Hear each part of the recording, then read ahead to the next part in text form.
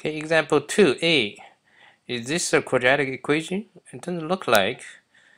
Then actually you need to do some work. And on the right side, you should expand it and then combine one of the like term on the left side, and eventually you should get into a quadratic equation. Okay, so just expand the right side. This one is actually easy. It's a difference of squares, right? X minus 1 multiply x plus 1, you should get x squared minus 1. And then just, minus 2x on both sides, so you can move the 2x to this side. So you can see this is the quadratic equation. And a is 3, b is a negative 2, and c is a negative 3. And very similar, just plug in, right? And then just be careful. The inside of the radical should be positive, and this is the case. And eventually you can get this simplify, get this answer. You can see from this part, once you plug in and then after you've done the calculation, basically that's something we did last unit, radical operation, right? Okay, B. B, this one, it doesn't look like in a form like a normal form because there's fractions.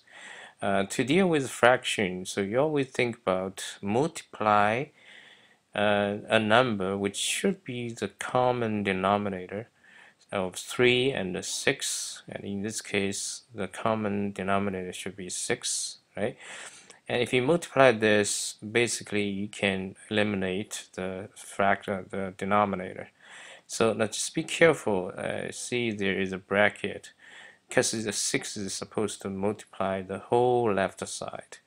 So then 6 multiply, and then you can reduce with this 3. You get a 2, and then multiply 2, you got a 4, right? And the same thing here. You should convert this original equation into a general form of quadratic equation, and then figure out the ABC, and then just do the rest of the job very similarly. Okay, so let's look at the next example. So example 3, using the quadratic formula to solve a problem. Problem is always something you need to connect to the real life situation, right? So you need to, if you want, you can draw something to help you understand. Okay, look at this. The surface area. It's a surface area. It's not talking about volume. It's surface area. So it's the sum of each face, right? So it's a cylinder. You can imagine the surface area is really just the two, the top and the base and the top. It should be a circle, and then the side. If you expand, it's really just a rectangle. Okay, the height of the cylinder is 7 centimeters, and then what's the radius of the cylinder to the nearest hundredth of a centimeter? Okay, so based on this, and actually we were given this kind of formula for a surface area of the cylinder, but actually if you look at the component here, so the pi r squared is the area of the circle, multiply 2 because we have the top and the base. They're identical circles, so that's actually the area of two circles.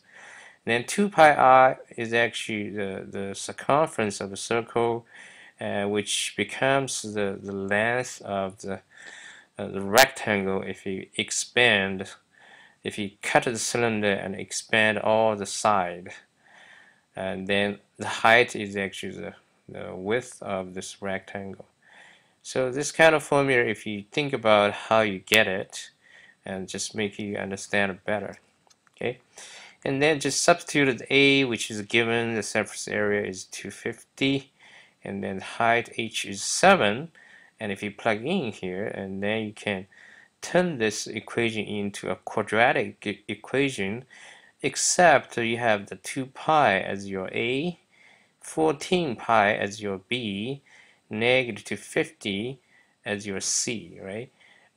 If you plug in everything, so you can carry the pi, or you can just, because the question should allow you to use a calculator. If you really don't like the pi, you can just use a calculator to change it into a number. It's gonna be ugly, it's decimal number, but it's still a number. You just plug in to the same formula. You can just simplify, right?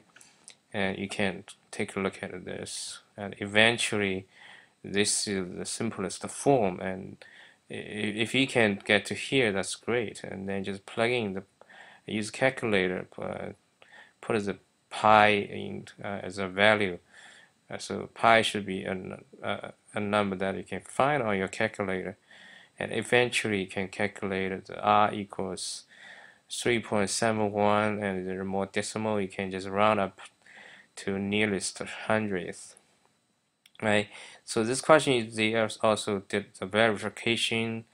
You plug in, you can actually see you get very close to the given 250 square centimeter, right? Okay, so that's example 3. And finally, we can take a look at all this, discuss ideas. Okay, question 1. Use the quadratic formula to explain why a quadratic equation has no more than 2 roots. Now, if you look at the formula, there's a plus and a minus. So, of course, there's only 2 options. Each one may give you 1 solution, and then you have a maximum 2. Okay, you can't get more than 2.